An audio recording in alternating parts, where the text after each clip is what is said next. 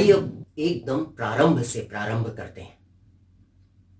यानी सबसे पहले हम उस बेसिक वर्ड पर आ रहे हैं जिसको सुनकर लगेगा अरे ये तो आपको आता ही है, लेकिन फिर भी मैं कहूंगा एक बार फिर से, क्योंकि होता क्या है कि अक्सर जब हम किसी चीज को सीखते हैं तो जगह जगह से जो हमें चीज मिलती है, जो नॉलेज मिलती है, जो इंफॉर्मेशन मिलती है, हम उसे उठाते चले जाते हैं और माइंड में डालते चले जाते हैं। ये नॉलेज नहीं हुई, ये इंफॉर्मेशन हुई।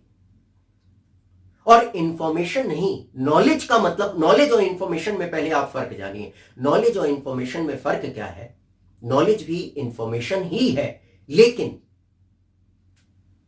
ऑर्गेनाइज्ड इंफॉर्मेशन बिकम्स नॉलेज, या ऑर्गेनाइज्ड इंफॉर्मेशन इज नॉलेज। जब हम किसी चीज के बारे में रैंडम बातें, जब हम किसी चीज के बारे में रैंडम जानकारी इकट्ठी करते हैं और ब्रेन में डालते हैं तो ये इंफॉर्मेशन हुई। लेकिन जब उसे सिस्टमैटिक तरीके से लेते हैं, जब हम उसे ऑर्गेनाइज्ड तरीके से अपने ब्रेन को समझाते हैं, खुद को समझाते हैं या सीखते हैं, तो ये जो सिस्टमैटिक तरीका है, ये जो ऑर्गेनाइज्ड तरीका है इंफॉर्मेशन का, यही नॉलेज होती है। तो इसलिए बेसिक चीजों पे आज मैं चर्चा करूंगा आपसे। और वो बेसिक क्या है? सबसे पहला वर्ड क्या आता है इंग्लिश में? अल्फाबेट। अगर मैं आपसे पूछूं कि अल्फाबेट क्या है, तो हो सकता है आपको एग्जाम्पल तो आप दे लें, लेकिन ये समझ में ना है कि अल्फाबेट है क्या सर, वो जैसे ABCD, इसको अल्फाबेट कहते हैं, ये तो एग्जाम्पल है। अल्फाबेट है क्या? तो अगर मैं अल्फाबेट की बात करूं तो अल्फाबेट का मतलब होता है a set of characters for writing in any language. एक सेट ऑफ कैरेक्टर्स है, कुछ कैरेक्टर्स जो बनते हैं, कुछ कैरेक्टर्स बनाए जाते हैं हर लैंग्वेज में, और वो सेट ऑफ कैरेक्टर्स हैं कि अगर उनकी संख्या 26 है तो 26 हम उसे 27 नहीं कर सकते। अगर उनकी संख्या 36 है तो 36 होगी, हम उसे जो है 37 या 38 नहीं कर सकते, या 35 भी नहीं कर सकते। तो सेट ऑफ कैरेक्टर्स का मतलब क्या हुआ कि जो उस लैंग्वेज के थिंक टैंक, जो उस लैंग्वेज के ग्रामेरियंस, इन लोगों के द्वारा बनाया गया है। जैसे हम अगर इंग्लिश की बात करें तो there are how many characters? There are 26 character. If I should talk about Hindi, तो how many characters in Hindi alphabet you find? In Hindi alphabet the number of characters is 36, from क टू ग। और इंग्लिश की बात करें फ्रॉम A टू Z। तो ये set of characters जो उस लैंग्वेज के थिंक टैंक द्वारा बनाए गए हैं, जिसका इस्तेमाल उस लैंग्वेज में कुछ लिखने के लिए होता है, सेंटेंसेस बनाने में होता है, वर्ड्स बनाने में होता है, उसको हम क्या कहते हैं? अल्फाबेट।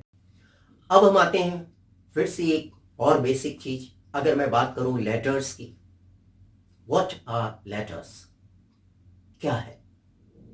तो जब हम लेटर्स की बात करते हैं तो वो लेटर्स कहां से आते हैं? इन्हीं अल्फाबेट से आते हैं। किसी भी लैंग्वेज में लेटर्स कहां से आते हैं? अल्फाबेट से आते हैं। यानी each character of alphabet is called letter. Each character of alphabet is called letter. यानी अल्फाबेट के हर कैरेक्टर को हम लेटर कहते हैं। और इसके बाद हम अगले पर आए, अगर वर्ड्स पर। वर्ड्स कैसे बनता है? इन्हीं लेटर्स। वर्ड्स कैसे बनता है? इन्हीं लेटर से। एक अल्फाबेट है जो सेट ऑफ कैरेक्टर्स है, उसके हर कैरेक्टर को हम लेटर कहते हैं, और इन्हीं लेटर्स को मिला दिया जाए, यानी ग्रुप में बना दिया जाए, कई लेटर्स को मिला दिया जाए तो वर्ड्स बनता है। लेकिन ऐसा जरूरी नहीं है कि सारे वर्ड्स कम से कम 2 या 3 लेटर से ही बने। कुछ वर्ड्स ऐसे भी हैं जो सिर्फ एक लेटर से बनते हैं। जैसे मैं बात करूं आई, या मैं बात करूं ए। अब इसमें क्या है कि ये लेटर भी हैं और ये वर्ड भी है। लेटर की कोई मीनिंग नहीं है, लेकिन जब हम कह रहे हैं आई, क्योंकि लेटर कहां यूज होता है? Suppose that if I is a letter, तो how will you use it? You will use it in any word. Like suppose if I should say that coming, COMING, here I is a letter because it is used in any word. But if I should say that I am going, तो what does it mean that here I is a word? Because there is a certain meaning of I. और meaning क्या है कि यहां आई का मतलब आई नहीं है, ये लेटर नहीं है, आई का मतलब है मैं खुद। तो इसलिए ये एक वर्ड हुआ। क्यों? क्योंकि इसकी मीनिंग। अब अगर हम बात कर रहे थे वर्ड की, तो वर्ड में क्या है, समटाइम्स एक लेटर से भी बनता है और more than one letter. More than one की अगर मैं बात करूं, कभी कभार दो लेटर्स मिलकर, जैसे एज, एस। कभी कभार जो है दो से अधिक लेटर, जैसे मैं बात करूं THE, द की, या उससे भी अधिक, कम, COME, 4 लेटर्स। तो एक लेटर या दो लेटर, 3 लेटर, 4 लेटर, या उससे भी अधिक। और उसके बाद अगर मैं बात करूं कि लॉन्गेस्ट वर्ड की, नॉन टेक्निकल लॉन्गेस्ट वर्ड, जिसका नाम है फ्लॉक्सीनोसिनी हेलिफिलिफिकेशन। ये मैं अलग से आपको इसको बताऊंगा। तो जब हम बात करते हैं वर्ड्स की, तो वर्ड कहां से बनता है, कैसे बनता है? लेटर्स के ग्रुप से। लेकिन एक बात यहां पर बड़ी जरूरी हो जाती है कि अगर ग्रुप ऑफ लेटर्स ये वर्ड बनाते हैं, तो क्या ये एक वर्ड है कि जिसमें लिखा हो, अगर मैं कहूं HYL, या मैं कहूं कि एक group of words, group of letters मैं लिखूं और मैं आपसे कहूं क्या ये एक वर्ड है? TKY? नहीं। क्यों? क्योंकि डेफिनेशन, सिर्फ इतनी अगर डेफिनेशन हम बनाएंगे तो ये अधूरी है कि ग्रुप ऑफ लेटर्स नहीं। Group of letters with some sense, with some meaning, उसके कोई अर्थ निकलना चाहिए। और अर्थ निकलेगा कैसे? वही बात आ जाती है यहां भी कि जो उस पर्टिकुलर उस लैंग्वेज के ग्रामरियंस ने मिल करके बनाए हो। तो वर्ड्स हम उसको तभी कहेंगे, ग्रुप ऑफ लेटर्स को हम वर्ड तभी करेंगे जबकि उसकी कोई मीनिंग होगी, जबकि उसका कोई सेंस होगा। अब इसके बाद हम आते हैं अगले स्टेप पर। अगला क्या? सेंटेंस। अब ये तो हो गया वर्ड, वर्ड के बाद क्या आया? सेंटेंस। सेंटेंस कैसे बनते हैं? तो फिर बात वही आई जैसे मैंने आपको बताया, वर्ड कैसे बनते हैं? Group of letters. सेंटेंस कैसे बनता है? Group of words. लेकिन यहां मैं सेंटेंस के जो है उसके साथ साथ जो है एक चीज और उठा रहा हूं, सेंटेंस और अगली फ्रेज। सेंटेंस और फ्रेज दोनों को एक साथ बताने की कोशिश कर रहा हूं कि दोनों को समझिए, फ्रेज या इडियम और सेंटेंस दोनों एक साथ बता रहा हूं ताकि आप कहीं ज्यादा बेहतर तरीके से इस बात को समझ सकें। सेंटेंस और फ्रेज या इडियम ये सभी ग्रुप ऑफ वर्ड्स होते हैं, या मैं इसमें अगर प्रोवर्ब को भी शामिल कर लूं तो ये इसको भी शामिल कर लीजिए, ये भी ग्रुप ऑफ वर्ड्स है। सेंटेंस क्या होता है? Group of words which gives complete sense. Sentence में क्या होगा? Group of words which gives complete sense. और यही सेंस मतलब उसका पूरा अर्थ होना चाहिए। Suppose that if I should say that I am going या I am teaching, complete sense. और अगर यही सेंस तो निकले, ग्रुप ऑफ वर्ड्स में सेंस तो निकले, लेकिन ये सेंस अधूरा हो, इनकंप्लीट हो, तो वो सेंटेंस नहीं होगा, वो फ्रेज या इडियम हो जाएगा।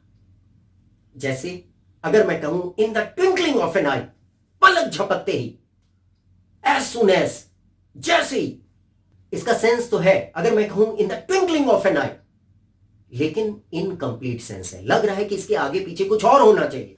अगर मैं कहूं एज सुन एज, यानी जैसे ही, ज्यों ही, तो इसका सेंस तो है, लेकिन लग रहा है इसके आगे पीछे कुछ और होना चाहिए, इनकंप्लीट सेंस है। तो इनकंप्लीट सेंस है तो ये या फ्रेज होगा या इडियम होगा।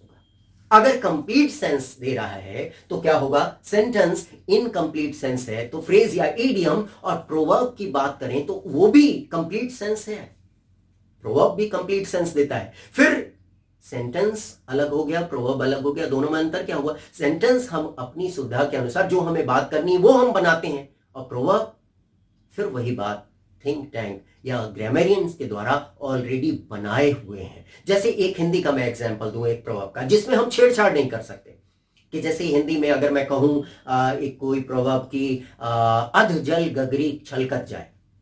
अब जल और पानी तो एक ही चीज है।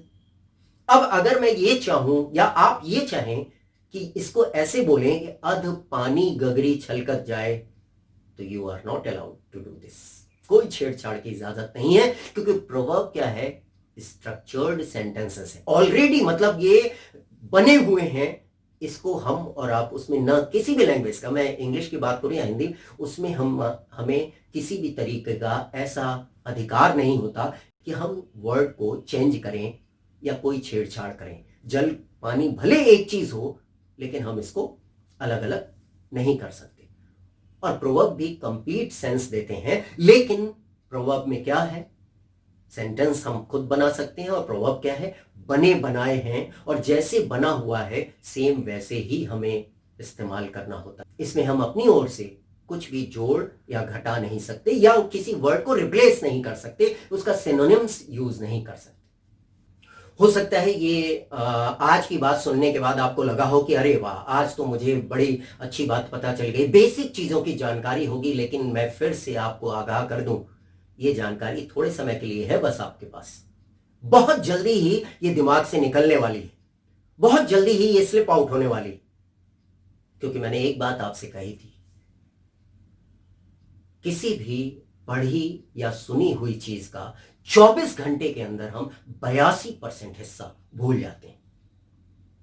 अगर आप इसे बार बार इस वीडियो को नहीं देखेंगे, या इसमें बताई गई चीजों को बार बार आप प्रैक्टिस नहीं करेंगे, तो बहुत जल्दी ही ये सारी चीजें दिमाग से वॉश आउट होने वाली। इसलिए जरूरी ये है कि एक एक वीडियो को कई बार देखिए, और साथ ही मैं इसकी पीडीएफ फाइल भी आपको जो दे रहा हूं उसको पढ़िए भी, उसको पढ़िए, और इन सारी चीजों को उसी सीक्वेंस में उसी तरीके से बार बार पढ़कर याद करने या मनन करने की कोशिश करिए, ताकि it should be deeply ingrafted in your mind.